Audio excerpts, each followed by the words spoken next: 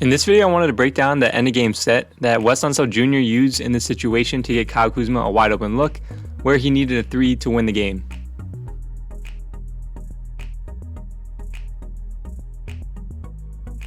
So before we get into breaking down the set, I wanted to talk about this general rule of thumb that teams should use in any game situations when they're down by 2, which is that if you shoot a 2-pointer, it needs to be at least double the probability of a potential 3-pointer.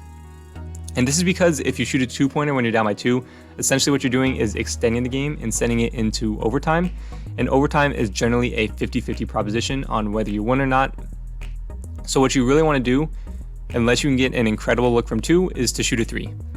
In the NBA, contested 3-pointers go in at a much higher rate than people think. And also, generally, coaches don't just have sets that they can draw up at the very end of a game that can get a 2-pointer at the rate of 60 to 70%, the way that you can get, it's easier to get a look from 3 at 30 to 35%, which is what the Wizards do a fantastic job of here, and it's something that Wes Unseld Jr. has shown that he understands throughout the season so far. So this play is designed for Kyle Kuzma the whole way.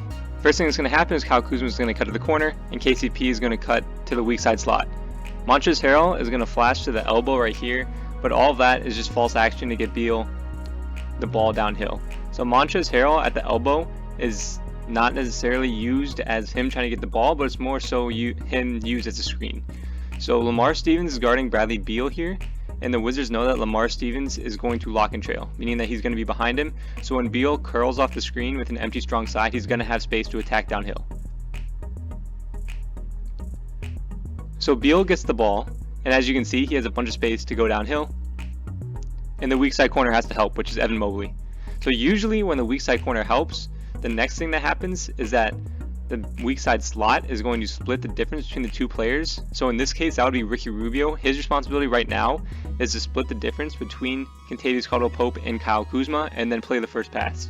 But what Wes Unseld does here that's really clever is that he has Montrezl Harrell come and set this screen for Kentavious Caldwell-Pope that makes Ricky Rubio hesitate on his responsibilities for a second. So as you can see, Ricky Rubio is not splitting the difference between the two players right here because of the Montrezl Harrell screen. So Kyle Kuzma is left in the corner wide open.